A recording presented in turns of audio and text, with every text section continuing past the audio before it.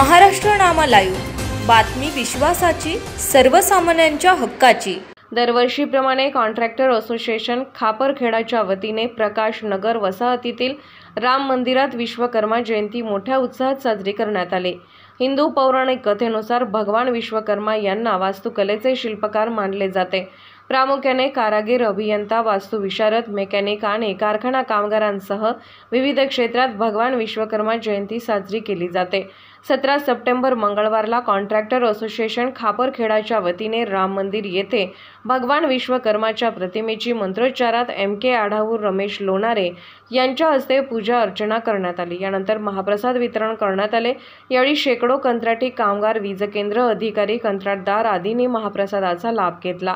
या प्रसंगी खापरखेडा औष्णिक वीज केंद्राचे प्रभारी मुख्य अभियंता विराज चौधरी, उपमुख्य अभियंता सुदीप राणे, नारायण राठोड, अधीक्षक अभियंता संदीप देवगडे, रवींद्र झलके, कोराडे वीज केंद्राचे कल्याण अधिकारी अमरदीप गोडबोले, उपसभापती राहुल तिवारी, कॉन्ट्रॅक्टर असोसिएशनचे अध्यक्ष दिलीप बनसोड, महासचिव दिवाकर घेर, मोहन जैन, शामराव सरोदे, महेश आढावूर, राजू लोणारे, राजू घबने, कैवल मेंढे, अमर जैन, अनिल भोयर, कुणाल भोसकर, अशोक वंजाळ, अणेश चौरे, विनोद बर्डे, कबीर हुसेन, सतीश शर्मा, नरेश पाणतावणे, शरद पाटील, देवाजी कुबडे, जयंत चव्हाण, राजेश गायकवाड, नानू भगत, संतोष पाटील यांच्यासह मोठ्या संख्येने कॉन्ट्रॅक्टर असोसिएशनचे पदाधिकारी व सदस्य मोठ्या संख्येने उपस्थित होते।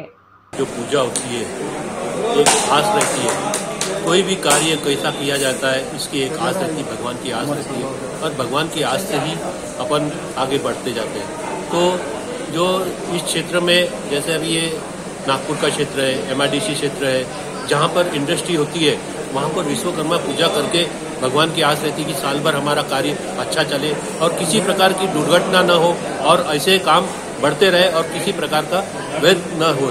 इसलिए काम की शुरुआत करते हुए विश्वकर्मा भगवान की पूजा करते हैं और काम की शुरुआत करते हैं। ये मशीनरी द्वारा कार्य होता है ज्यादा करके, और जो ईमानदारी से और इसे बड़े लगन के साथ में जो कार्य करता है वो अपने जीवन में या तो प्रगति करते हुए चला जाता है।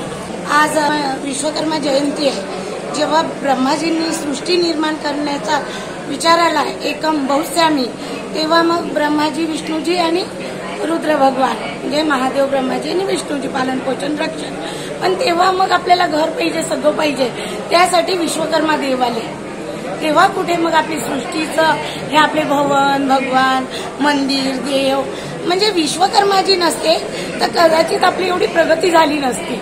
आणि तेव्हापासून तर आतापर्यंत विश्वकर्माजी जिवंत रूपामध्ये देव आपल्यासोबत आहे। आणि तेव्हा एवढ्या मशिनी नव्हत्या, यंत्र नव्हते, पण आता कसं यंत्राद्वारे, पण तरीही विश्वकर्माजी यंत्रामध्येही आहे, आपल्यामध्येही आहे, विश्वकर्माजी आहे, म्हणूनच आपली सृष्टी पण आहे। एकत्र आपण पाहिलं तर का बरं म्हणजे हे जयंती करतात?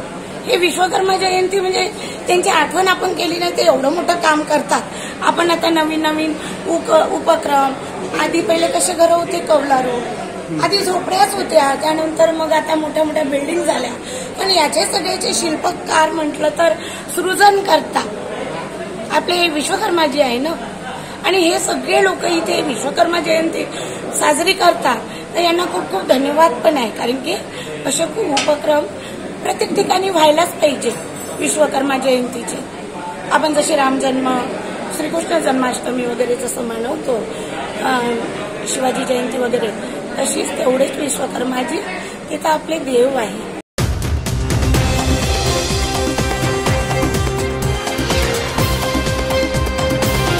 महाराष्ट्र नामा लाईव्ह, बातमी विश्वासाची, सर्वसामान्यांच्या हक्काची।